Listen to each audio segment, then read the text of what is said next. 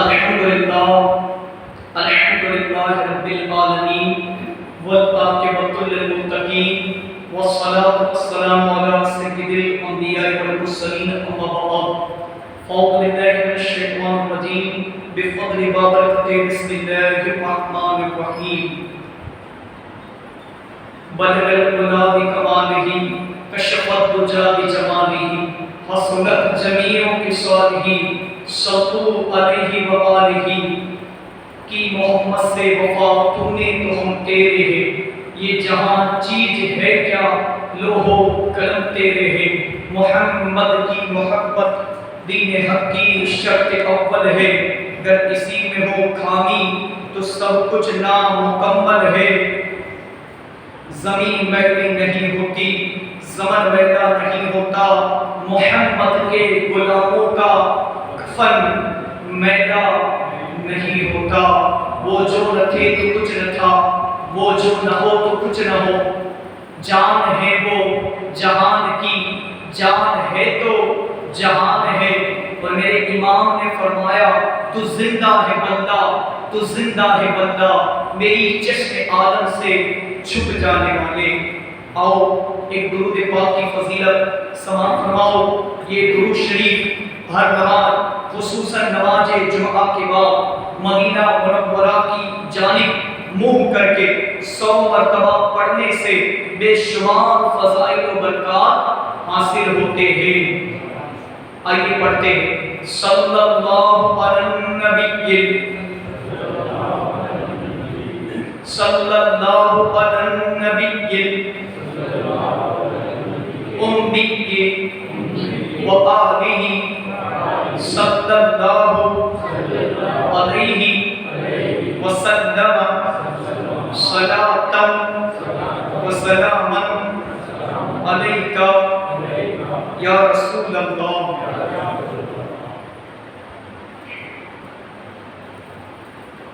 آج جشن میلاد کی خوشی کے موقع پر آج ہماری یہ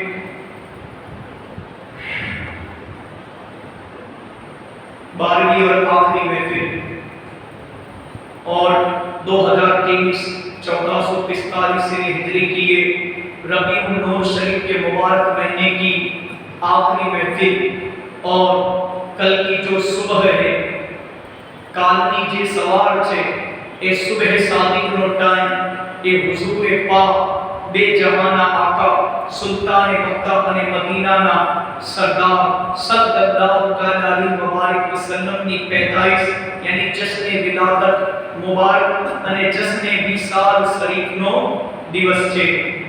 آؤ حضور کی آمد کی خوشی میں صبح صادق نی سوال پڑھوانی چھے અને આજની રાતે હુઝુરનો મિલાદ શરીફ આપણે અલ્લાહના ઘરની અંદર મસ્જિદમાં મનાવી રહ્યા છીએ। એક નાતે મુસ્તફા મશહૂર و معروف नाते मुस्तफ़ा फरमाइश के मुताबिक समात फरमाएं। दुरूद पाक पढ़ें।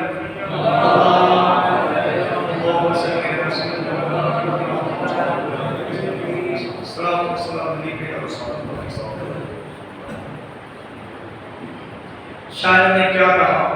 شاعر کہتا ہے بلکہ ہم تو ہر گھر میں میلاد منائیں گے، بلکہ گھر میں نہیں بلکہ محلوں میں، گلی میں، چوک میں، چوراہوں پر، مسجد میں، مدرسوں میں، درگاہوں میں، خانقاہوں میں، دنیا کے چپے چپے میں، دنیا کے کونے کونے میں الحمدللہ سرکار مدینہ کی جشن عید میلاد النبی کی خوشی منائی جاتی ہے۔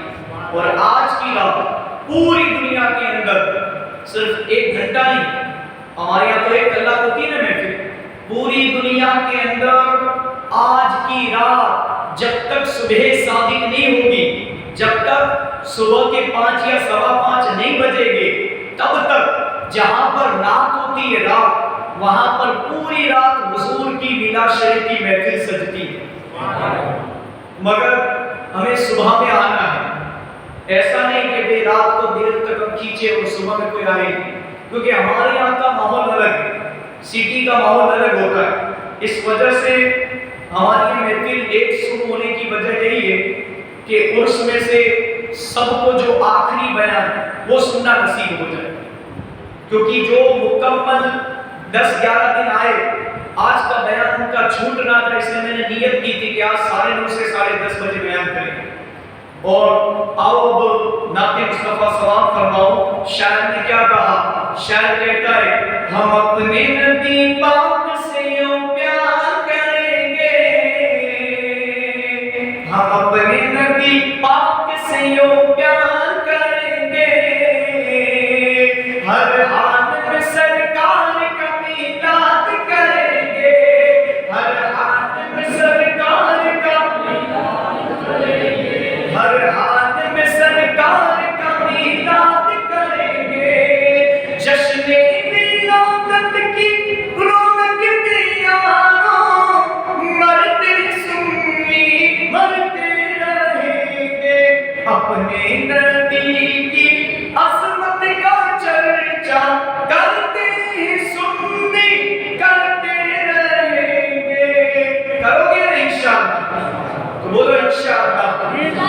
کچھ جلنے والے دیکھتے کہتے ہیں ہمیشہ ہمیشہ، سرکار کی آمد پہ لگاتے ہو کیوں پیسہ، روپیہ پیسہ، یہ پیسہ تو کیا چیز ہے ہم گھر بھی لٹا دیں، یہ پیسہ تو کیا چیز ہے ہم گھر بھی لٹا دیں، کوئی نہیں ہاں کوئی نہیں کوئی نہیں جہان میں میرے سرکار کے جیسا، میرے نبی آ گئے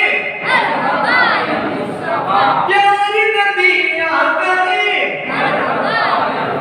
لجپال نبی آ گئے، غمخوار نبی آ گئے، صاحب معراج میں بھی آسیوں کی لاج میں بھی نبیوں کے سرتاج میں بھی کل بھی تھے اور آج میں بھی دو جہاں کے راج والے میرے نبی آ گئے، ہر حال میں سرکار کا میلاد کریں گے، ہر فارسی فسادی وطن سے بھگائیں گے، پڑھ کر درود سب کو میلادی بنائیں گے، لائیں گے ہم حضور کا اسلام تخت پر، لادینیت کے سارے بتوں کو گرائیں گے، لبیک یا رسول اللہ، لبیک لبیک لبیک، مدینے تک آواز جانی چاہیے۔ آج بھلے آپ تھک چکے ہو، عرس میں سے آئے ہو، مگر آج جن کے عرس میں آئے ہو نے وہ عرس منا رہے ہیں جن کا، وہ بھی میرے نبی کا صدقہ ہے۔ ساتھ میں مل کر لبیک یا رسول اللہ، لبیک لبیک لبیک یا رسول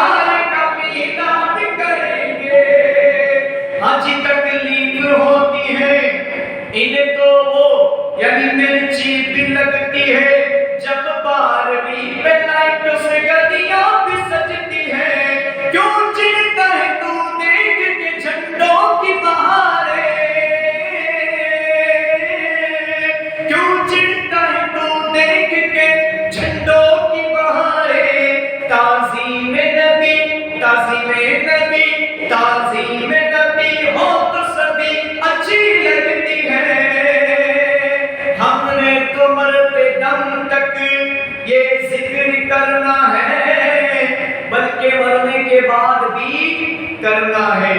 کہاں کرنا ہے؟ میں وہ سنی ہوں جمیل قادری مرنے کے بعد میرا لاشا بھی کہے گا الصلاۃ والسلام. نعت خوانی موت بھی ہم سے چھڑا سکتی نہیں. قبر میں بھی مصطفیٰ کے گیت گاتے جائیں گے. اور میرے امام نے فرمایا خاک ہو جائے تو جل کر مگر ہم تو رضا. دم میں جب تک دم ہے ذکر ان کا سناتے جائیں گے. ہر حال میں سرکار کا میلاد کریں گے. درود پاک پڑھیں صلو علی الحبیب صلی اللہ علیہ وسلم. صلاۃ و سلام علیک یا سیدی یا حبیبی مولانا یا رسول اللہ صلی اللہ علیہ وسلم. میرے پیارو، آج کی محفل ہماری خاص محفل اور وقت بھی بڑا تیزی سے آگے جا رہا ہے. آج ہم سنیں گے ایک میلاد جشن ولادت منانے والے خاندان کے بارے میں کہ دنیا کے اندر ایک ایسا بھی عاشق رسول ہوا، ایک ایسا خاندان تھا، پورا گھر جیسے فیملی ہوتی ہے، جیسے کٹنب ہوتا ہے، قبیلہ ہوتا ہے، اس طرح پورا گھر ایک ایسا خاندان تھا میرے پیاروں کہ جو مدینہ شریف میں رہتا تھا اور حضور سے بڑی محبت کیا کرتا تھا. آئیے ان کا واقعہ سنتے ہیں کہ جب بھی عید میلاد النبی کا ربیع النور شریف کا مہینہ آتا ہے تو اس خاندان کے جو بڑے بزرگ تھے ان کا ماحول کیا ہوتا، ان کے گھر کا ماحول کیا ہوتا، ان کا عالم کیا ہوتا. سنیں، مدینہ منورہ زادہ اللہ شرف و تعظیمہ میں ابراہیم نامی ایک مدنی آقا صلی اللہ علیہ وسلم کا دیوانہ رہا کرتا تھا. ہمیشہ حلال روزی کماتا اور اپنی آمدنی کا آدھا حصہ جشن ولادت منانے کے لیے علاحدہ جمع کرتا. کاش ہم اپنی آمدنی کا آدھا نہ صحیح 12واں حصہ بلکہ 1% ہی جشن ولادت کے لیے نکال کر اسے دین کے کاموں میں صرف کرنے کا حوصلہ رکھتے. ربیع النور شریف کی آمد ہوتی تو دھوم دھام سے مگر شریعت کے دائرے میں رہ کر جشن ولادت مناتا. اللہ مسجد کے محبوب صلی اللہ علیہ وسلم کے ایصال ثواب کے لیے خوب لنگر کرتا اور اچھے اچھے کاموں میں اپنی رقم خرچ کرتا. اس کی زوجہ محترمہ بھی آقا صلی اللہ علیہ وسلم کی بہت دیوانی تھی اور ان کاموں میں مکمل تعاون کرتی، یعنی ساتھ دیتی. زوجہ کی وفات ہو گئی، اس کی بیوی کا انتقال ہو گیا ابراہیم کی، مگر اس کے معمولات میں فرق نہ آیا. ابراہیم دیوانے نے ایک دن اپنے نوجوان بیٹے کو وصیت کی، پیارے بیٹے آج رات میری وفات ہو جائے گی، یعنی میں مر جاؤں گا. میری تمام تر پونجی میں 50 درہم یعنی سونے کے سکے اور 19 گز کپڑا ہے، سونے یا چاندی کے سکے اور 19 گز کپڑا ہے. کپڑا تجہیز و تکفین پر صرف کرنا اور رہی رقم تو اسے بھی ہو سکے تو نیک کام میں خرچ کر دینا. اس کے بعد اس نے کلمہ طیبہ پڑھا اور اس کی روح کب سے ان سری سے پرواز کر گئی. بیٹے نے حسب وصیت والد مرحوم کو سپرد خاک کر دیا. اب 50 درہم نیک کام میں خرچ کرنے کے معاملے میں اس کو سمجھ نہیں آتی تھی کہ کیا کرے. اسی فکر میں رات جب سویا تو خواب میں دیکھا کہ قیامت قائم اور ہر طرف نفسی نفسی کا عالم ہے. خوش نصیب لوگ سوئے جنت روا دوا ہے، جبکہ مجرموں کو گھسیٹ گھسیٹ کر جہنم کی طرف ہانکا جا رہا ہے اور یہ کھڑا تھر تھر کانپ رہا ہے. کہ اس کے بارے میں نہ جانے کیا فیصلہ ہوتا ہے۔ اتنے میں غیب سے ندا آئی، اس نوجوان کو جنت میں جانے دو۔ چنانچہ وہ خوشی خوشی جنت میں داخل ہو گیا اور سیر کرنے لگا، گھومنے لگا، پھرنے لگا جنت میں۔ ساتوں جنتوں کی سیر کرنے کے بعد جب 8ویں جنت کی طرف بڑھا، کل 8 جنت کے دروازے، کتنے؟ اتنی بڑی جنت ہے، 8 جنت کے دروازے۔ جو مکہ مدینہ گئے ان کو پتا ہوگا مکہ شریف کے کتنے دروازے، مدینہ شریف کے کتنے دروازے، سینکڑوں دروازے۔ ہندوستان والوں کا الگ دروازہ، پاک والوں کا الگ ہے، امریکہ والوں کا الگ دروازہ، اسی طرح جنت کے 8 دروازے۔ اب جب 7 دروازوں میں سے وہ گیا، پوری جنت گھوم لی، مگر جب 8ویں دروازے کے پاس پہنچا تو داروغہ جنت، جو جنت کے داروغہ حضرت رضوان نے فرمایا، وہ جو فرشتہ تھا اس کا نام رضوان تھا، وہ جنت کا داروغہ تھا، جنت کے گیٹ پر کھڑا تھا۔ سنیں، اس جنت میں صرف وہی داخل ہو سکتا ہے جس نے ماہ ربیع النور شریف میں ولادت مصطفیٰ صلی اللہ علیہ وسلم کے ایام میں، یعنی ان دنوں میں خوشیاں منائی ہو۔ یہ سن کر وہ سمجھ گیا کہ میرے والدین مرحومین اسی میں ہونے چاہیے، اسی جنت میں۔ اتنے میں سے آواز آئی، اس نوجوان کو اندر آنے دو۔ اس کے والدین یعنی ماں باپ اس سے ملنا چاہتے ہیں، لہذا وہ اندر داخل ہوا۔ اس نے دیکھا کہ اس کی والدہ مرحومہ یعنی اس کی ماں نہر کوثر کے قریب بیٹھی ہے، ساتھ ہی ایک تخت بچھا ہے جس پر ایک بزرگ خاتون جلوہ افروز ہے، اور اس کے ارد گرد کرسیاں بچھی ہیں جن پر کچھ پور وقار خاتون تشریف فرما ہے۔ اس نے ایک فرشتے سے پوچھا یہ خاتون کون ہے؟ اس نے بتایا، فرشتے نے، تخت پر، جو تخت پر بیٹھی ہے وہ شہزادی کونین سیدتنا فاطمہ الزہرا سلام اللہ علیہا ہے، اور کرسیوں پر خدیجہ الکبریٰ، عائشہ صدیقہ، سیدتنا مریم، سیدتنا آسیہ، سیدتنا سارہ، سیدتنا ہاجرہ، سیدتنا رابعہ اور سیدتنا زبیدہ رضی اللہ تعالیٰ عنہا ہے۔ اسے بہت خوشی ہوئی، مزید آگے بڑھا تو کیا دیکھتا ہے؟ ایک بہت ہی عظیم تخت بچھا ہے اور اس پر سرکار عالم مدار، مدینے کے تاجدار، دو عالم کے مالک و مختار، حبیب پروردگار، شافع روز شمار، جناب احمد مختار صلی اللہ علیہ وسلم اپنا چاند سا چہرہ چمکاتے رونق افروز ہے۔ ارد گرد آجو باجو 4 کرسیاں بچھی ہوئی ہیں، ان پر خلفائے راشدین علیہم الرضوان تشریف فرما ہے۔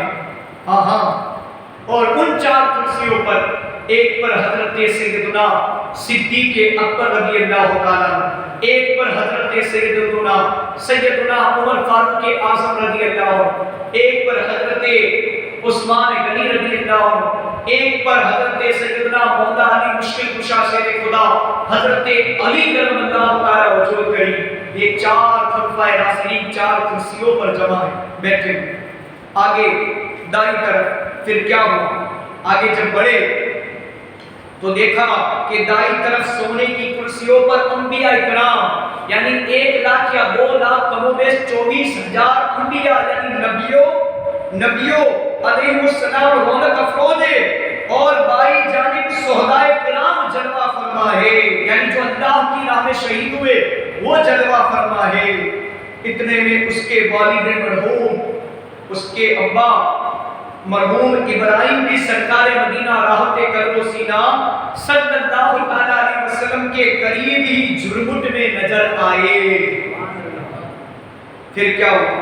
والد صاحب نے، اس کے باپ نے اپنے لگتے جگر کو سینے سے لگا لیا، اور وہ بہت خوش ہوا اور سوال کیا، ابا جان آپ کو یہ عالیشان رتبہ کیوں کر حاصل ہوا، اور وہ بھی جنت میں حضور کے پڑوس میں؟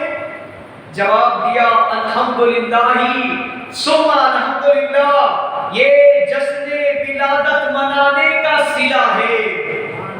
اس کے بعد اس نوجوان کی آنکھ کھل گئی، ایک ہی رات کے اندر، ایک ہی سپنے میں، خواب میں وہ جنت کی آٹھوں جنت کی سیر کر کے آ گئے۔ اب ذرا بتاؤ مجھے، جو لوگ حضور کی خدا سے ملاقات کا انکار کرتے ہیں اور جو گستاخان رسول یوں کہتے ہیں کہ ایک رات میں پلک جھپکتے میں حضور اتنے آسمان سے اوپر، 7 آسمان سے اوپر، عرش اعظم سے اوپر، جسے بنا برا کہتے ہیں، خدا کا دیدار کر کے واپس آ گئے؟ ایسا کیسے ہو سکتا ہے؟ شب معراج کی رات تو عام انسانوں کی عقل میں یہ بات نہیں آتی۔ جو زیادہ ہوشیار ہوتے ہیں وہ حقیقت میں عشق اور محبت کو نہیں سمجھ پاتے، اور رسول پاک کا عشق اور محبت، ارے خدا نے جن کو اپنے نور سے بنایا ہو انہیں بلا خدا کا دیدار کرنے میں دیر تھوڑی لگتی ہے۔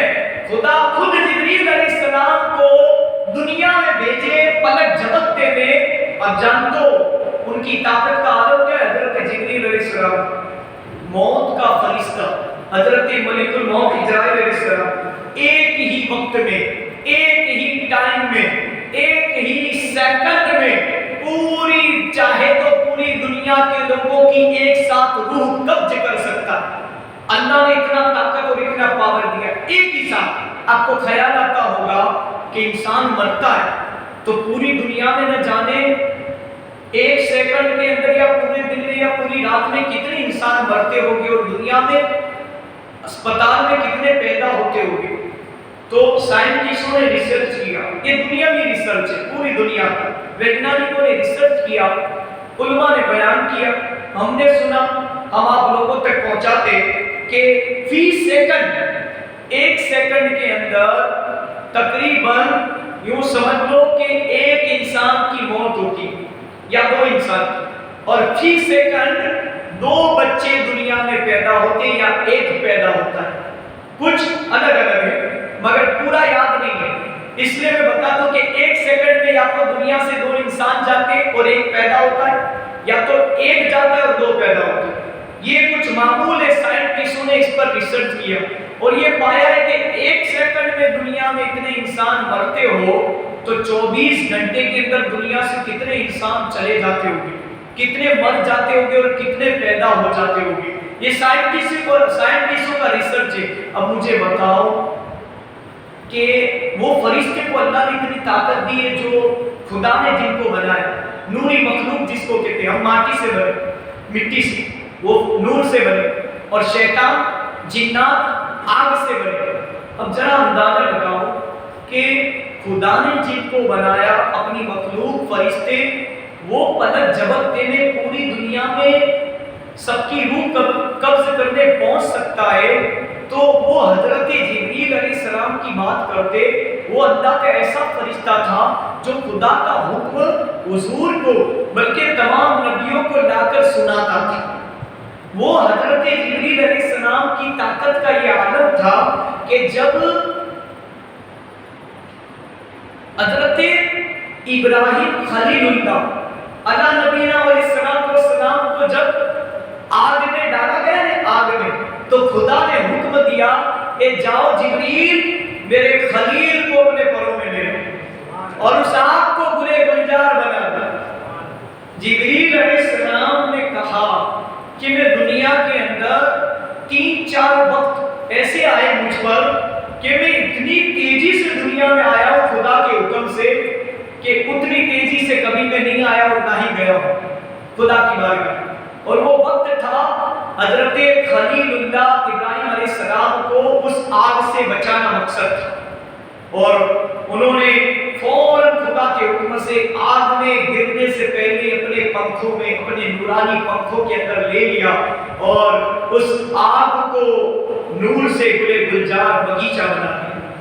اسی طرح دوسری جگہ پر حضرت یوسف علیہ نبینا علیہ السلام جن کے نور کے چرچے پوری قرآن کی سورت سورہ یوسف اتنے خوبصورت تھے کہ ان کے بھی دشمن تھے اور ان کے رشتہ داروں نے ان کو کنویں میں ڈال دیا۔ جیسے کنویں میں ان کو اوپر سے نیچے پھینکا ویسے حضرت جبریل کو حکم ہوا کہ جاؤ اور میرے یوسف کو اپنے پنکھوں میں لے،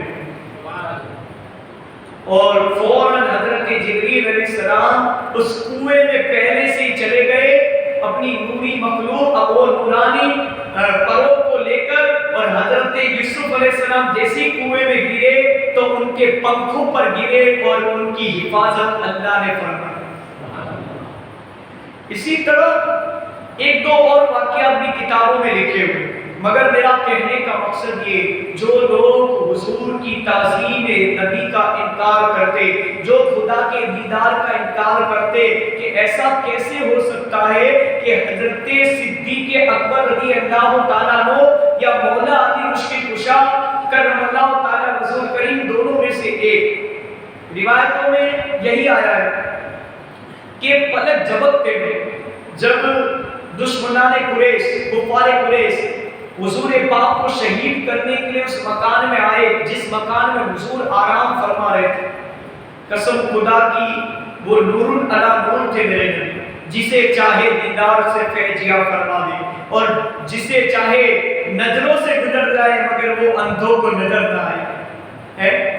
حضور کہ وہ صحابی دونوں میں سے فرماتے کہ ہم ایسے سوئے اس رات کو حضور کے بستر پر، حضور کی جگہ پر، وہ کھجور کی چٹائی پر، کہ ہمیں پتہ ہی نہیں چلا کہ ہم نے آنکھیں بند کی تو حضور نہیں تھے اور ہم نے کھولی تو ہم نے حضور کو پایا۔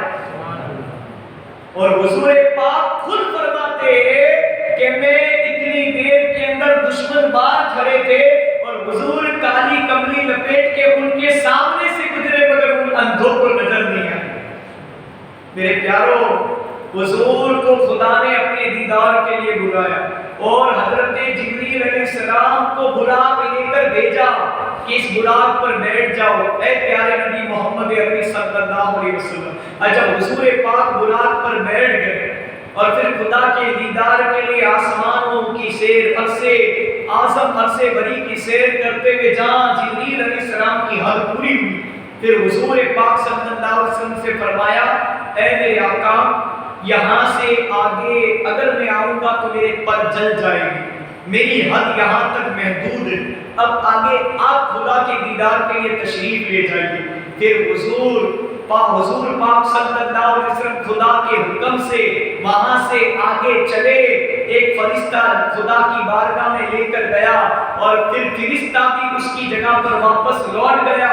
وہاں پر خدا اور اس کے محبوب کے سوا کوئی نہیں تھا، خدا جانے اس کا محبوب جانے کہ کتنی مرتبہ خدا کے محبوب نے خدا کا دیدار کیا۔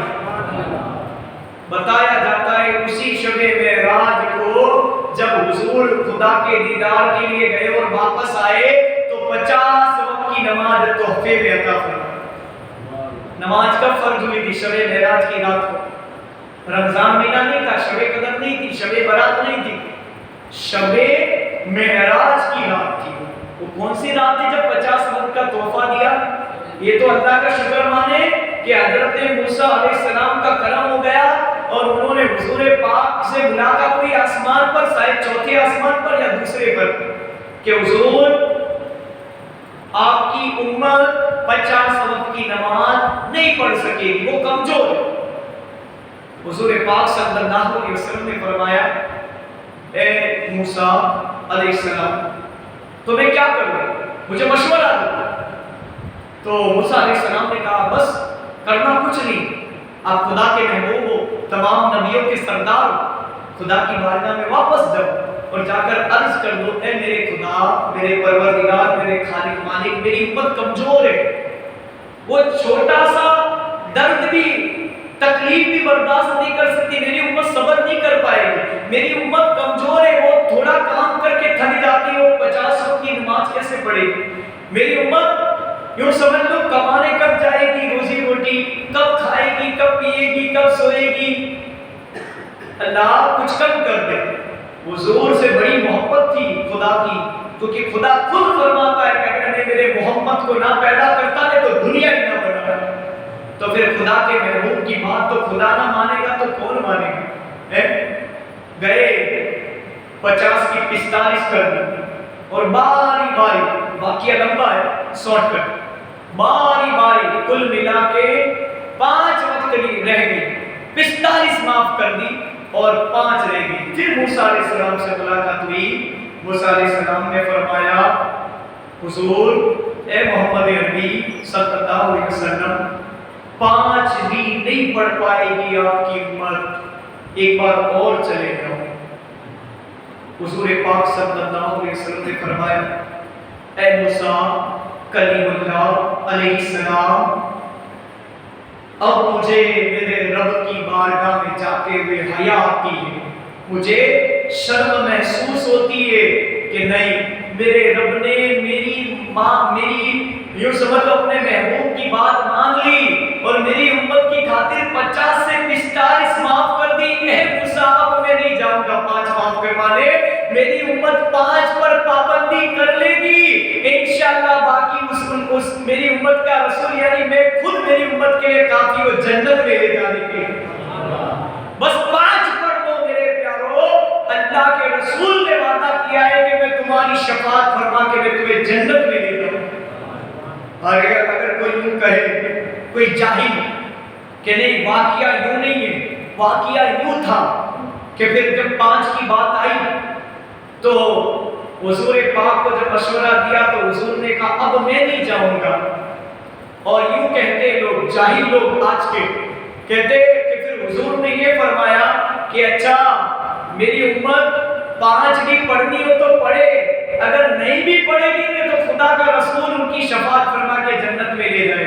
تو پھر یہ لاکھوں روپے کی مسجد بنانے کا مقصد کیا؟ یہ کروڑوں روپے کی مسجد بنانے کا مقصد کیا؟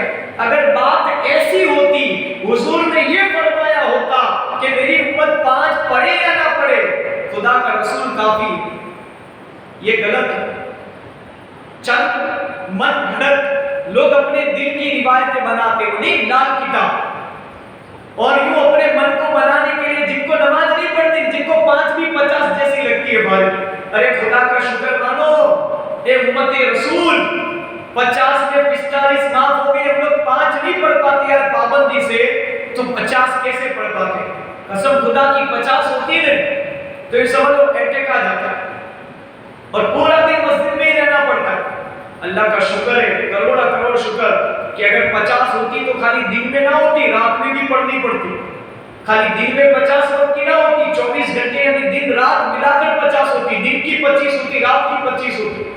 اللہ کا شکر مانو اے عرس میں سے جا کر آنے والوں، اگر میں آپ کو پوچھوں کہ مجھے بتاؤ ظہر پڑھی تھی، عصر پڑھی تھی، مغرب پڑھی، آ کر عشاء پڑھی کہ سیدھے میلاد شریف میں آ کر گئے؟ دیکھو میلاد شریف میں آنے سے حضور یہ مستحب کام ہے، حضور کا دل خوش ہوتا ہے، مگر نماز پڑھنے سے میرے نبی کی آنکھوں کو ٹھنڈک پہنچتی ہے، اور جو ایک وقت کی نماز چھوڑتا ہے اب جانتے اس کا نام کہاں لکھا جائے گا، مجھے بتانے کی ضرورت نہیں ہے۔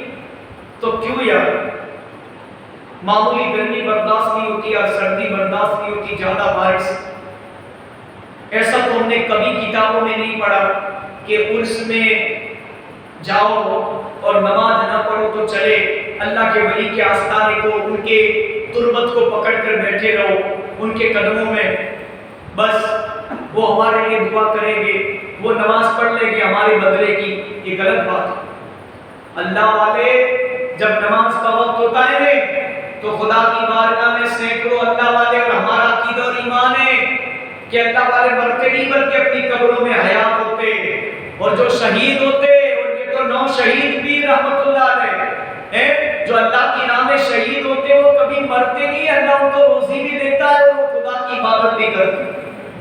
اب ذرا بتاؤ ان کے آستانے پر اگر آپ نے نماز کے وقت حاضری دی ہوگی اور وہ تو نماز خدا کی عبادت میں مشغول ہوگی، اور آپ ان کے مزار پر بیٹھے رہو گے، دعا میری قبول کر دو اے اللہ کے ولی، اے خدا ان کے وسیلے سے میری دعا قبول کر دو۔ مگر وہ تو دیکھ رہے کہ مجھ سے تو محبت کرتا ہے، مگر میرے نبی سے محبت کا صرف دعویٰ کرتا ہے۔ اگر یہ میرے نبی کا سچا عاشق ہوتا اور یہاں سے اٹھ کر اللہ کے گھر مسجد میں جا کر اللہ کی بارگاہ میں سجدہ کر لیتا، نماز پڑھ لیتا اور پھر میرے مزار پر میری درگاہ پر حاضری دیتا تو میں اس کی دعا ضرور قبول کروا لیتا۔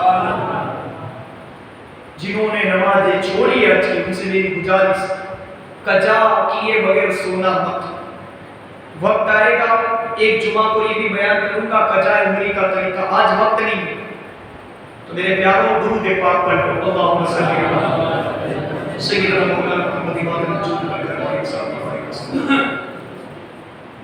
صبح ہوتے ہی اس نے اپنا مکان اونے پونے داموں میں بیچا اور والد مرحوم کے بچے ہوئے 50 درہم سونے یا چاندی کے سکے کے ساتھ اپنی ساری رقم ملا کر کھانے کا اہتمام کیا نیاز کا، اور علماء، عالم دین و صلحاء، نیک اللہ کے بندوں کی دعوت کی۔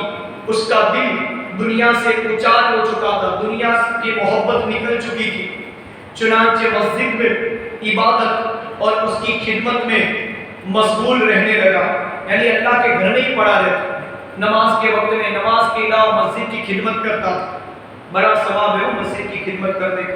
اور یہ بھی بتا دوں کہ بھئی اگر مسجد میں امام یا خادم ہے برابر، جن کو باغی صاحب کہتے ہیں، مؤذن، نائب بلال، الگ الگ نام ہے ان کے، برابر امام، نائب رسول، جسے مولانا بھی کہتے ہیں، حقیقت میں صرف امام اور مؤذن کی یہ ذمہ داری نہیں ہے، یا کمیٹی والوں کی، ٹرسٹی کی ذمہ داری نہیں ہے کہ بھئی مسجد کی خدمت کرے، مسجد کی سیوا کرے۔ میں تو ایک ہی آپ کو مشورہ دوں گا کہ ذمہ داری لے کر کام کرنا، تو یہ تو ایک ذمہ داری ہے، کرنا ہی پڑے، مگر بغیر ذمہ داری لیے کام کرنے کی بات ہی کچھ اور ہوتی ہے۔ یہ یاد رکھنا میری بات، یہ نوٹ کرنا جملہ کہ اب میری ذمہ داری ہے کہ مجھے وقت پر نماز پڑھانی ہے، مؤذن صاحب کی ذمہ داری کہ وقت پر اذان دینی ہے، مسجد کی صاف صفائی کرنی ہے، خدمت کرنی ہے، دریا چٹیا بچھانی ہے، پانی بھرنا ہے۔ مگر میرے پیاروں، کمیٹی والوں کی ذمہ داری ہے کہ مسجد کا لائٹ بل بھرنا ہے، حساب و کتاب کرنا ہے، اور پھر دینا بھی ہے لوگوں کو حساب و کتاب۔ بہت بڑی ذمہ داری، امام کا پگار، مؤذن کا پگار، یہ سب کچھ کرنا ہے، اور اس کے بعد خدا کو جواب بھی دینا ہے۔ ایسا نہیں کہ دنیا میں حساب دیا تو چھوٹ جائے گے، قبر میں خدا کے فرشتے پوچھیں گے من ربوں کا، تیرا رب کون، ماں دینوں کا، تیرا دین کیا تھا۔ اب اس سوال میں یہ آ گیا کہ اگر دین اسلام شریعت کے مطابق قرآن و حدیث نے، اللہ کے رسول صلی اللہ علیہ وسلم نے جو طریقہ صحابہ نے ہم لوگوں تک ولیوں نے پہنچایا کہ اللہ کے گھر کی خدمت اس طرح کرو، اللہ کے گھروں کو ایسے چلاؤ، ارے میں تو صرف اتنا ہی کہوں گا کہ یار آج ہمیں گھر نہیں چلا پاتے چھوٹا سا، ہمارے مسجدوں کی کمیٹی والے یہ پوری اللہ کا گھر کیسے چلاتے ہوں گے؟ کئی لوگ اسکول چلاتے، کالج چلاتے، یونیورسٹی چلاتے، دارالعلوم چلاتے، بڑی بڑی خانقاہ اور درگاہوں کے ٹرسٹ چلاتے، مگر ایک بات بتاؤں میں، حقیقت میں یہ ساری ذمہ داریاں لینا یہ وبال ہے۔ ہمارے استاد فرمایا کرتے تھے کہ جو ہمارے استاد نے کہا وہ بات کہہ رہا ہوں، آج یاد آ گئی، اس لیے ہمارے استاد کہتے تھے کہ بیٹا اگر کوئی تمہارا دوست ہو نے اور تم پر اس کا احسان ہے، بہت احسان ہے اس کے، تمہارے دوست نے تمہارے دکھ کے ٹائم، غریبی کے ٹائم وہ کام آیا، تمہارے اچھے اچھے کام نکالے، تو اگر اس کا شکریہ ادا کرنا ہو نے، اس کے احسان کا بدلہ دینا ہو نے، تو ایک کام ایسا کرو کہ اس کے احسان کا سارا بدلہ تم چکا دو گے۔ وہ کیا ہے؟ تو ہمارے استاد نے کہا وہ ہے کہ اس بندے کو جو تیرے ساتھ احسان کیا، تیرے ساتھ وہ بھلائی سے پیش آیا، وہ خدا کا خوف رکھنے والا ہی ہوگا۔ تو جو خدا کا خوف رکھنے والا ہے، جو تو ایک دوست ہے، تیرے ساتھ اچھا سلوک کرتا ہے، تو اپنے ماں باپ کے ساتھ کتنا پیار سے برتاؤ کرتا ہوگا، اپنے گھر والوں کے ساتھ کتنا اچھے سے رہتا ہوگا۔ بس جس پر تیرا احسان ہے، تو کسی مسجد یا کسی وقف کا اسے ٹرسٹی بنا دے، کمیٹی میں لے لے، انشاءاللہ سمجھ لے کہ تو نے اس کے احسان کا بدلہ چکا دیا.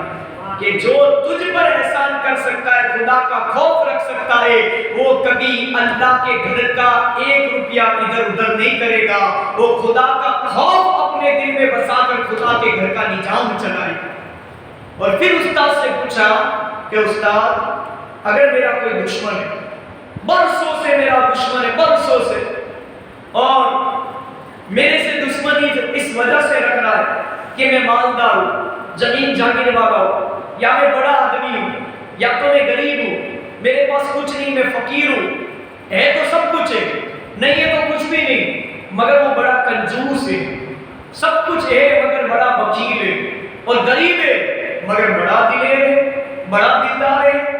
کہنے کا مقصد یہ ہے کہ اگر کوئی دشمن ہو تمہارا اور واقعی میں وہ خدا کے گھر میں جمعہ کے دن جھولی پھرتی ہے، اس میں ڈالنے کے لیے بھی پہلے 100 بار جیب میں ہاتھ ڈال کے چیک کرتا اور پھر ڈالتا، تو سمجھ لینا کہ خدا کے گھر کے اندر کنجوسی کرتا ہے.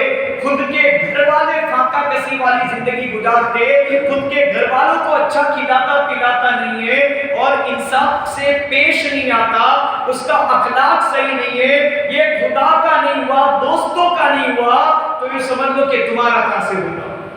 اور ایسے دشمن کی ایک ہی سزا ہے، اس کو جیل کی سلاخوں کے پیچھے مت ڈالو، چند دن رہے گا، رشوت دے کے جامن پر چھوٹ جائے گا. اسے کورٹ کچہری کے چکر مت کھلاؤ، وہ دشمن ہے نا تمہارا. اگر کورٹ کچہری کے چکر کھلاؤ گے، جج کو رشوت دے کر پھوڑ دے گا. اگر کوئی تمہارا دشمن ہے، ہمارے استاد نے کہا تھا بیٹا اس دشمن کو مسجد کا ٹرسٹی یعنی کمیٹی کا ممبر بنا.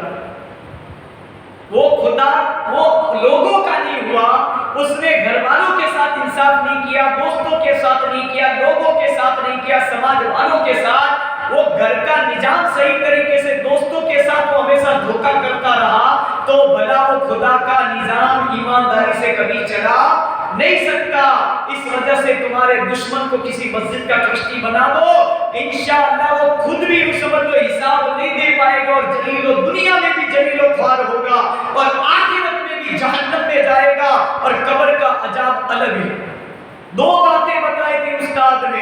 اب اس میں سمجھ میں نہیں آیا کہ دوستو اسے بھی مسجد کا ممبر بنا دو، دشمنوں اسے بھی بنا دو، مگر یہاں پر ایک بات پتہ چلی، حسن اخلاق، جس کو کہتے ہیں عمدہ سوبھاؤ، اچھے اخلاق، لوگوں سے محبت سے پیش آنا، مسکرا کر پیش آنا، کسی کے سامنے آنکھیں نہ نکالنی، کسی کے سامنے اپنی طاقت کا اظہار نہ کرنا، اور لوگوں کے ساتھ نرمی سے پیش آنا، محبت سے پیش آنا، نمازیوں کے ساتھ اچھا سلوک کرنا، سب کو ایک نظر سے دیکھنا، اور سب کو اللہ کے گھر میں اتنی فیسیلیٹی رکھنا کہ اے سی بھی ہو، وقت آنے پر پنکھا بھی ہو، لائٹ بھی چلے.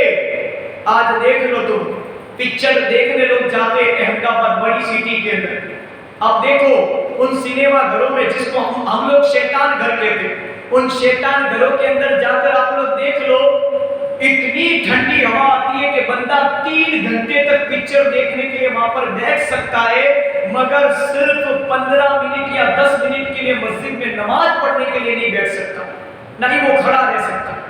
افسوس کی بات. اسی لیے اللہ کے ولیوں نے فرمایا، علماء اکرام نے فرمایا کہ اگر قوم پیسہ دیتی ہے، قوم چندہ دیتی ہے، اور مسجد کی اچھی خاصی آمد ہے تو اپنے نمازیوں کو اتنی فیسیلیٹی دو کہ جو ایک بار اللہ کے گھر میں آئے نے، دوسری مرتبہ اس کے آنے کا دل کرے، اور آئے نے ایک مرتبہ تو اس کا دل اللہ کے گھر میں ایسا لگ جائے کہ پھر وہ واپس جانے کا نام نہ لے. سینما گھروں سے، شیطان گھروں سے بھی اچھی مسجد بنانے کا حکم ہے، فیسیلیٹی دینے کا حکم ہے نمازیوں کو.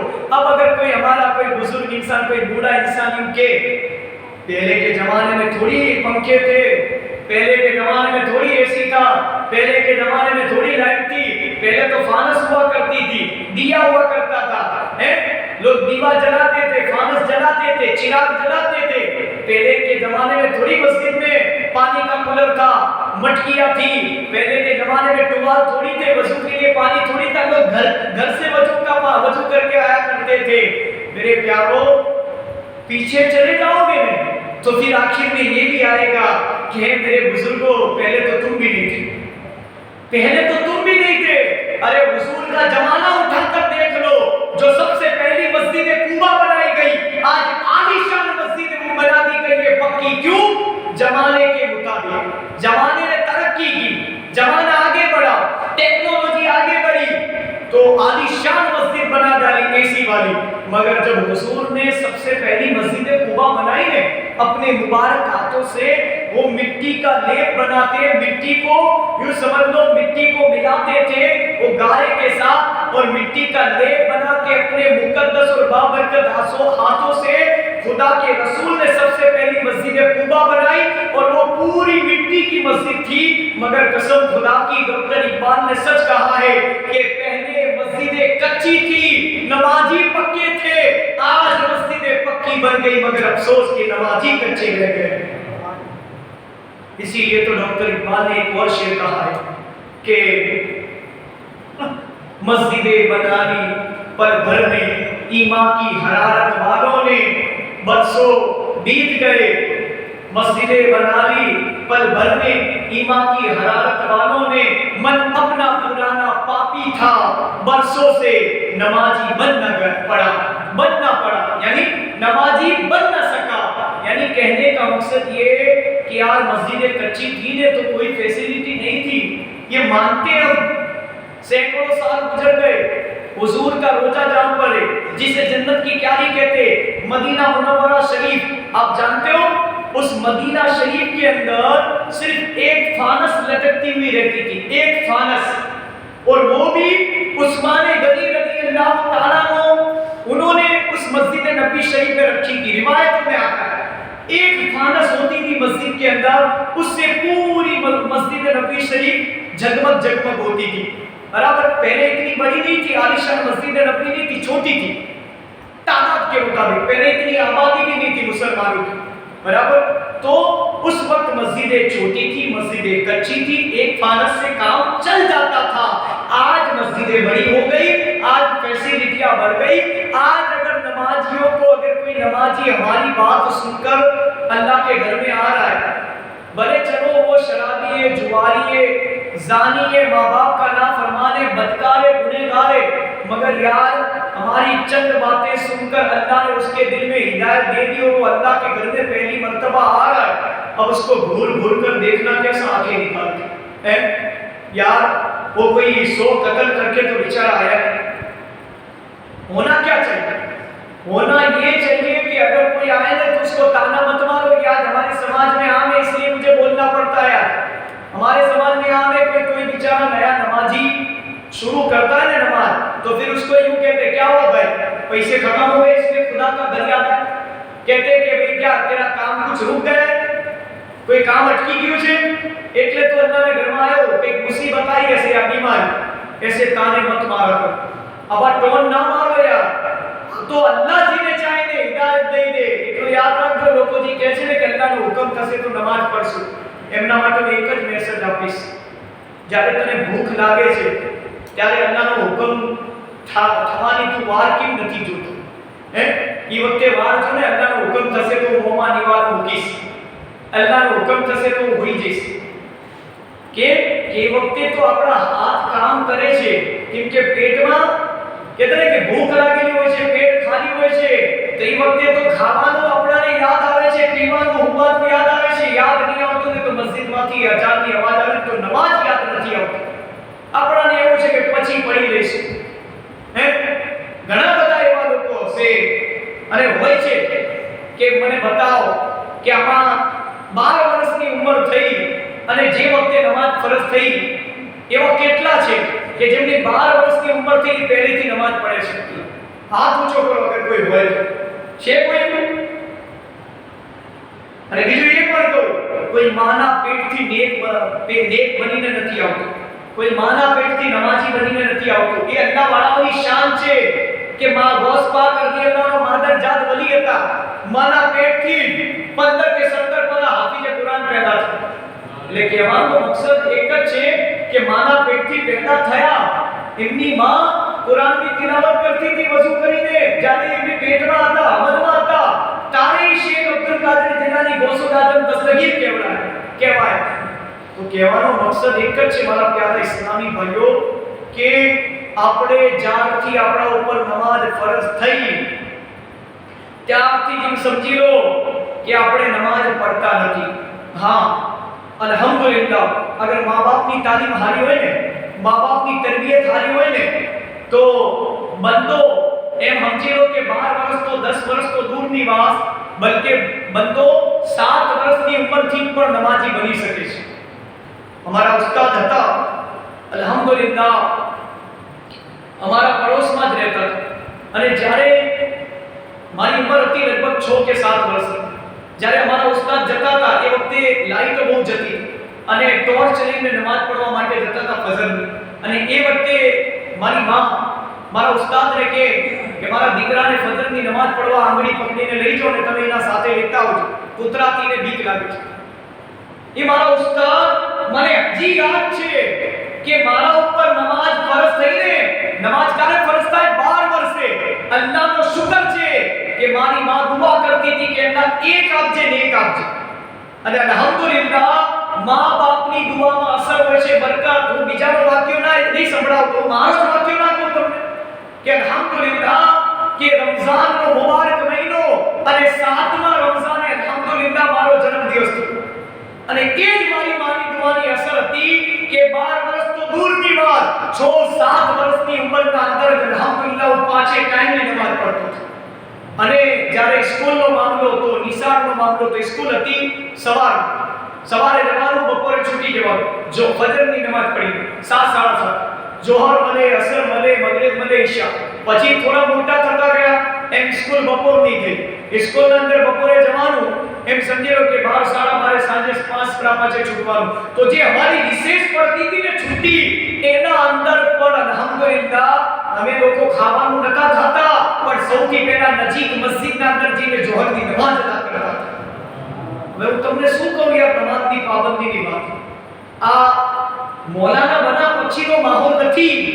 અલ્હમ્દુલિલ્લાહ, જેવી તરબિયત ને જેવું ખાનદાન હોય ને, ઘર જેવું મા બાપ હોય ને, અને મા બાપની તાલીમ હારી હોય ને, ઓલાદને કેવું ના પડે કે બેટા તું નમાઝ પડવા જા.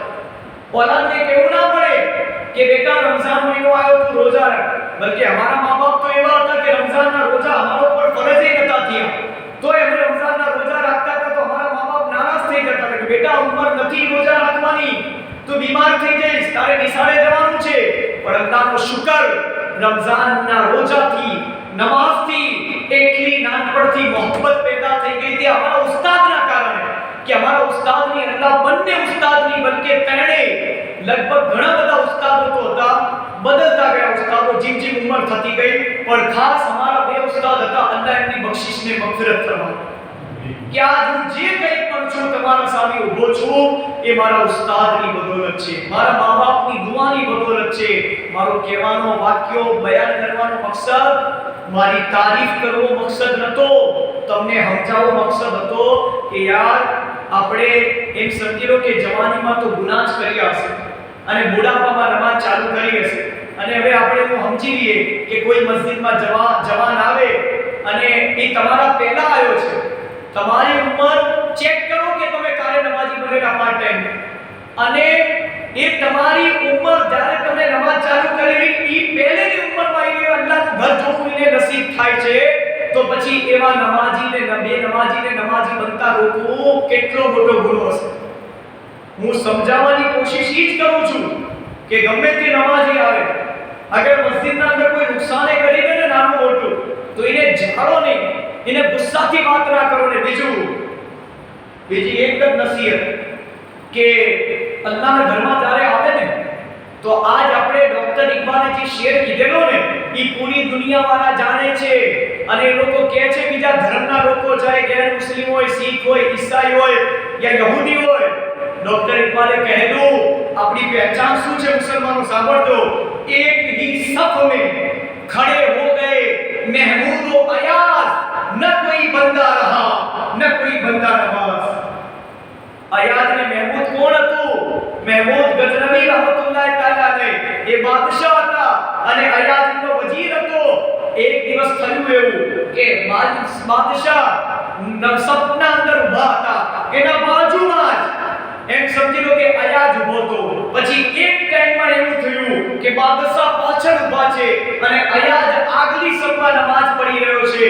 ડોક્ટર એક બારી એક ટાઈમની લકીર ખીંચીને શેર લખ્યો, એક ही सफ में मैं हो गए खड़े महमूद अयाज, न कोई बंदा रहा न कोई बंदा रहा. મુસલમાનો આપણી ઓળખાણ ને આપણી પહેચાન શું છે જાણો છો? કે લોકો એવું કહે છે કે મુસલમાનો ભલે બહાર લડતા હોય, ઝઘડતા હોય, જમીનના ઝઘડા હોય, મકાનના ઝઘડા હોય, ભાઈ બહેનના હોય, ઘર બારના હોય, પણ મુસલમાનોની એક ખૂબી લોકોને એટ્રેક્શન આકર્ષિત કરે છે અને મુસલમાનો તરફ આજ બીજા ધર્મના લોકો કેમ વળી રહ્યા છે? આજ એ લોકો આપણાને કેમ માને છે જાણો છો? આપણા ધર્મના અંદર કોઈ ઊંચ નીચ નથી, કોઈ ભેદભાવ નથી, કોઈ મોટો નાનો નથી. આપણા ધર્મની અંદર અલ્હમ્દુલિલ્લાહ સૈયદ એટલે મારા નબીની યાદ, એની આપણે બહુ ઇજ્જત કરીએ અને સૈયદ સાદાતને છોડીને આપણે બધા એકબીજાને બરાબર માનીએ. અને એનું કારણ કહું કે અલ્લાહનો કેવો શુકર કે બહાર ભલે આપણા કેટલાય આપણે એકબીજાથી બોલતા ના હોય, સલામ ના કરતા હોય, પણ આ ઇસ્લામ ને મુસલમાનોની ખૂબી છે કે અલ્લાહના ઘરના અંદર દુશ્મન પણ ઊભો બંને ખભાથી ખભા મિલાઈને અલ્લાહની ઇબાદત કરે છે. અને મુસલમાનો બસ મારો આ વાક્ય કહેવાનો એક જ મકસદ હતો, આ છેલ્લી મહેફિલ છે કે જ્યારે બી અલ્લાહના ઘરમાં આવો ને તો ભાઈ બનીને નહીં આવવાનું, અકડ લઈને નહીં આવવાનું, ગુસ્સો લઈને નહીં આવવાનું, નરમ થઈને આવવાનું. અલ્લાહના ઘરમાં જ્યારે એન્ટર કરો ને, જમણો પગ અંદર નાખો ને, અલ્લાહુમ્મા તહની અબવાબ વ બિરહમતિક નબૈતુ સુન્નતલ ઇતિકાફ પડીને અંદર દાખલ થો ને, તો જે આપણું અભિમાન, આપણો ઘમંડ, આપણી ભાઈગીરી, આપણી માલદારી, આપણી ઇજ્જત, આપણી શોહરત, આપણી વાહવા અને હું કઈક છું, બધું કામ મૂકીને આવવાનું દરવાજામાં.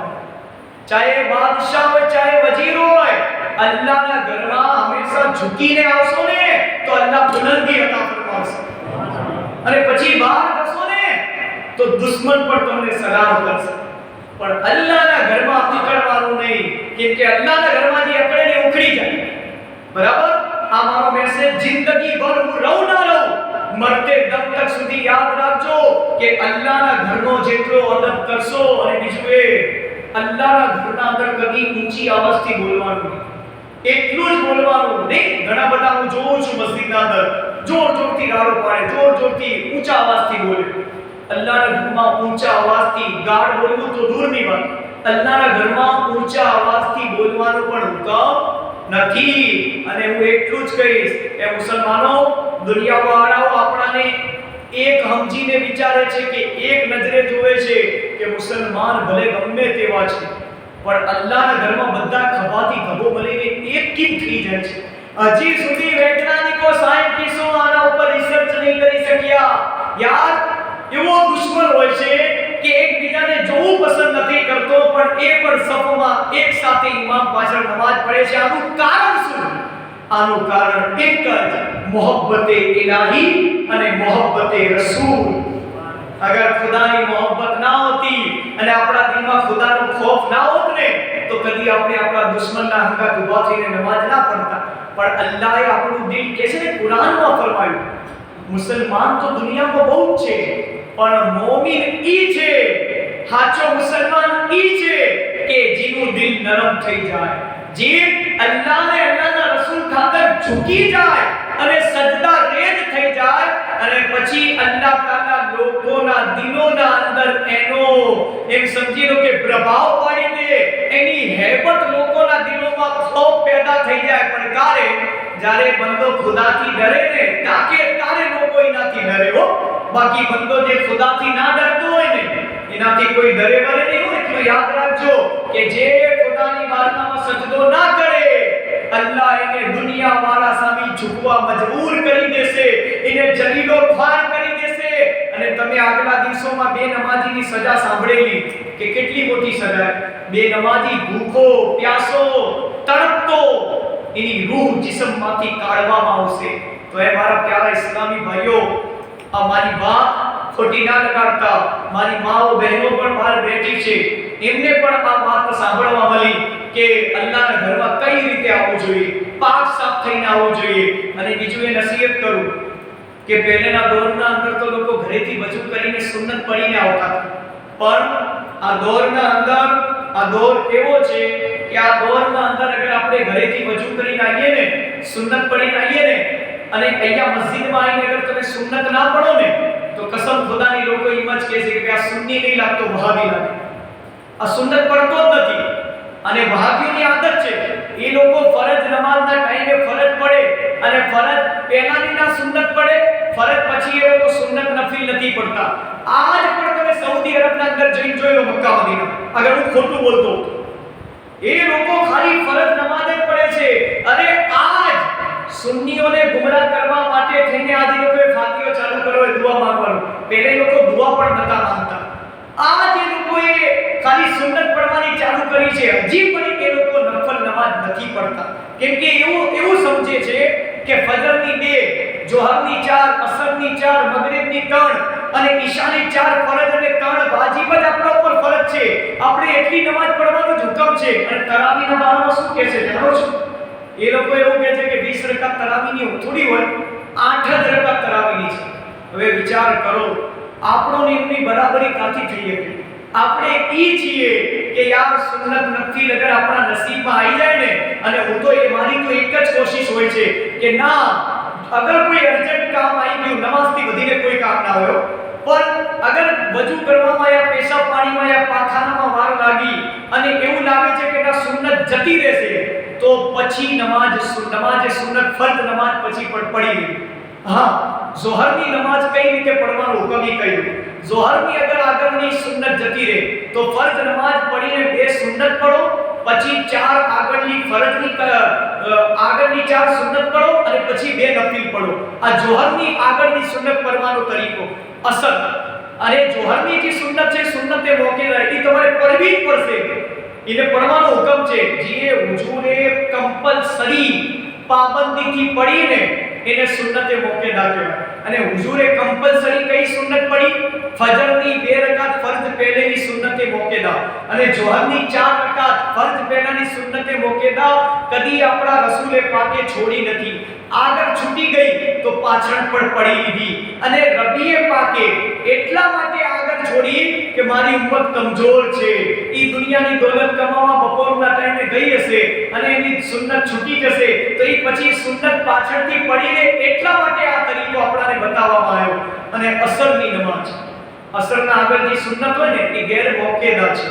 ઇને પડો તો સવાબ, ના પડો તો કોઈ ગુનો નથી. કેમ કે અસરની નમાઝ પછી કોઈ નમાઝ નથી. અસરની નમાઝ પછી તમે ફરજની કજા કરી શકો, ફરજ પડી શકો, પણ અસરની નમાઝ પછી સુન્નત પડવાનો હુકમ નથી. આ મસલો યાદ રાખજો. આગળ પડી તો સવાબ અને ગઈ તો પાછળ પડવાનો હુકમ નથી. એવી જ રીતે ઈશાની જે આગળ સુન્નત છે ને 4, એ પણ ગેર મોકેદા છે. પડો તો સવાબ છે, ના પડો તો કોઈ ગુનો નથી. પણ શરત એ છે કે અગર કોઈ એવો આશિકે નમાઝ હોય કે ના, ભલે પાછળ પડવાનો હુકમ નથી, પણ તોય હું ઈશાની આગળની 4 સુન્નતે ગેર મોકેદા પાછળ પડીશ તો એને સવાબ જરૂર મળશે. પણ અગર કોઈ ના પડે તો એ ગુનેગાર નથી. આ શરીયતનો મસલો ફતાવા નઝરિયા શરીફમાં અને બહારે શરીયતના અંદર લખેલો છે. સલ્લુ અલલ હબીબ સલ્લલ્લાહુ અલૈહિ વસલ્લમ. હવે મારો ટાઈમ થઈ ગયો છે, સાંભળો. સુબહ હોતે ही उसने अपना मकान पौने पौने दामों में बेचा और वालिद मरहूम के बचे हुए 50 दिरहम के साथ अपनी सारी रकम मिलाकर खाने का एहतमाम किया और उलमा और सुलहा की दावत की.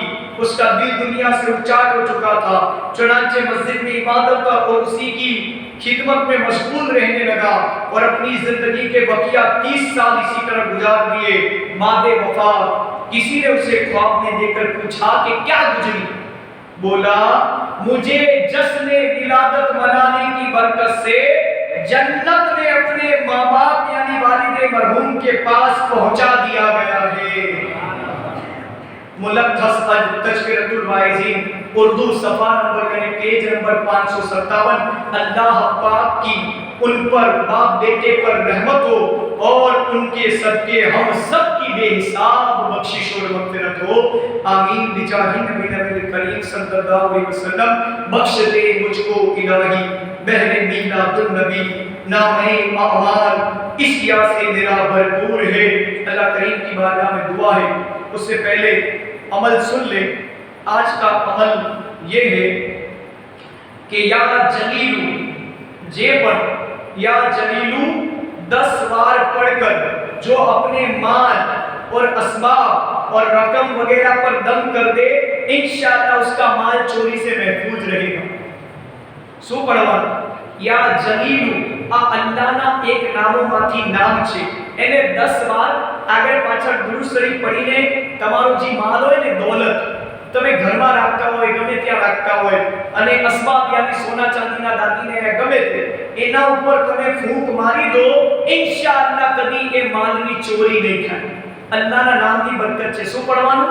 યા જલીલુ 10 વાર। હવે બીજો અમલ या हकीमू 80 एक मिनिट आ अमल तो काल आपने बतावी दीधेलो। हवे बीजो अमल सांभळो या फत्ताहू 7 बार जो रोजाना किसी भी वक्त दिन में एक मरतबा खाली एक ज वखत पढ़वानुं। शुं पढ़वानुं? या फत्ताहू आपण अल्लाहनुं नाम पढ़ा करेगा, इंशाअल्लाह उसका दिल रोशन हो जाएगा। आ नामनी बरकत बताओ तुमने। या फत्ताहू अगर कोईने टेंशन रहतुं होय, हार्ट एटेक नो मरीज होय अने कोईने गम सतावतो होय, दुख दर्द सतावतो होय या कोईने પોતાના દુશ્મનનો ખૌફ હોય અને એનું દિલ બેચેન થતું હોય, ગભરાટ થતી હોય કે મારો દુશ્મન મને ગમે ત્યારે મારા ઉપર વાર કરશે, મને છોડશે નહીં, તો એણે અલ્લાહનું આ પાકીજા નામ પઢો या फत्ताहू।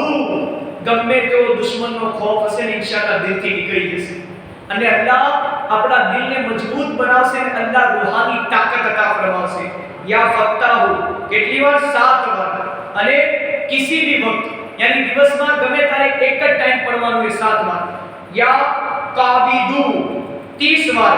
या काबिदू 30 बार जो हर रोज पढ़ा करे, इंशाअल्लाह वो दुश्मन पर फतेह पाएगा। जे अमल करे ने या काबिदू 30 बार, इंशाअल्लाह गमे तो दुश्मन ना हो, हमेशा एनी जंगना अंदर जीत थसे, फतेह पावसे।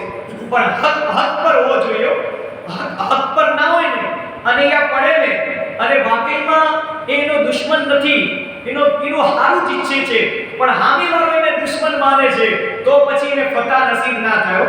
કેમ કે એની નજરમાં એ દુશ્મન છે પણ એના બારામાં કદી એવું વિચારતો જ નથી, એની મસ્તીમાં જ મસ્ત રહે છે। પણ એવું સમજે કે આ મને દુશ્મન માને છે या પેલો સમજે કે આને હું દુશ્મન માનું છું। પણ એટલું યાદ રાખજો કે કોઈ આપણું દુશ્મન નથી। કુરાન તો કહે છે મુસલમાન આપસ में भाई भाई। कुरान कही દીધું વાત પૂરી થઈ કે ભલે આપણા મા-બાપ અલગ છે પણ એટલું યાદ રાખજો અલ્લાહના રસૂલ આપણા નબી છે, અલ્લાહ આપણો ખુદા છે અને આપણે બધા સરકારના ઉમ્મતી છીએ। એટલે આપણે દુશ્મનીઓ દુનિયામાં રહી જાય અને કબરમાં બસ અમાલ જ કામ આવે। એટલે એટલું યાદ રાખજો આજે દુશ્મનીઓ આપણા વચ્ચે કરાવે ને કોણ છે કહું? એ શૈતાન છે। શૈતાન નથી ચાહતો કે તમે લોકો જન્નતમાં દાખલ થઈ જાઓ।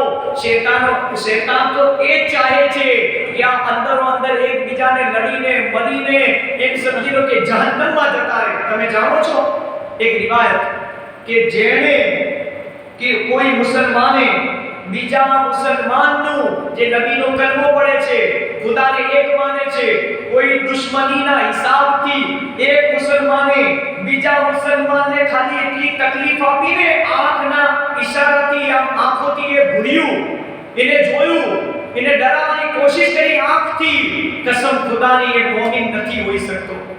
એ જેણે અગર એક મુસલમાને બીજા મુસલમાનને આંખથી ખાલી બીવરાયો, અલ્લાહના રસૂલ સલ્લલ્લાહુ અલૈહિ વસલ્લમ ફરમાવે કે જાઉદી ની માફી નહીં માંગી લે ને તાઉદી જન્નતની ખુશ્બુ નહીં સૂંઘી શકે।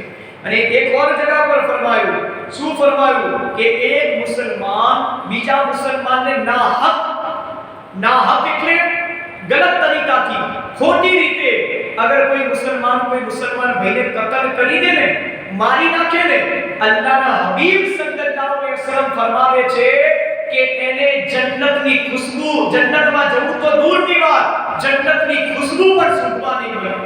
વિચાર કરો. અને એક ઓર જગહ પર અલ્લાહના રસૂલ સલ્લલ્લાહુ અલૈહિ વસલ્લમે ફરમાયું કે જેણે પોતાના ભાઈ એક મુસલમાને બીજા મુસલમાનનું કતલ કર્યું, ખૂન કર્યું, યા કોઈના પાસે કરાવરાયું, સોમારી આપીને મર્ડર કર્યું, કસમ ખુદાની એ જહન્નમની આગમાં સળગશે અને જેનું ખૂન કર્યું છે એ એના બદલે જન્નતમાં જશે અને અલ્લાહ એને શહીદનો મર્તબો અતા ફરમાવશે. એ મારા પ્યારા ઇસ્લામી ભાઈઓ, છેલ્લો અમલ या राफीकू 20 बार जो रोजाना पढ़ा करेगा इंशाअल्लाह उसकी मुराद पूरी होगी, यानी उसकी दुआ कबूल होगी. अल्लाह तबारक व तआला ની બારગાહમાં દુઆ છે, અલ્લાહ તઆલા મને કહેવા સાંભળવા કરતા આ બધી વાતો ઉપર સૌથી પહેલા મને, તમને, મારી માઓ બહેનોને એમને જે લાગુ પડતી હોય વાતો, આપણા બધાને આ બધી વાતો પર અલ્લાહ અમલ કરવાની તૌફીક અતા ફરમાવે. બયાનની ગલતીઓ અને તમામ ગુનાહ માફ ફરમાવે. અલ્લાહ બસ કહેવા સાંભળવા કરતા ખાસ આપણાને અમલવાળી જિંદગી નસીબ ફરમાવે. 5 ટાઈમની નમાઝની પાબંદી, સુન્નતની, નફિલની, વાજિબની, વિત્રની અને ખાસ કરીને ફરજ નમાઝની અલ્લાહ પાબંદી નસીબ ફરમાવે. અને અલ્લાહ અગર આપણા પાસે ટાઈમ મળે તો અલ્લાહ આપણાને અલ્લાહ કરે તહજ્જુદ, ઇશરાક, ચાસ, અવાબીન પણ અલ્લાહ નસીબ કરે અને સલાતુત તૌબા પઢીને આપણાને સુવાની તૌફીક અતા ફરમાવે. આમીન. બિજાહિ નબી કરીમ સલ્લલ્લાહુ અલૈહિ વસલ્લમ.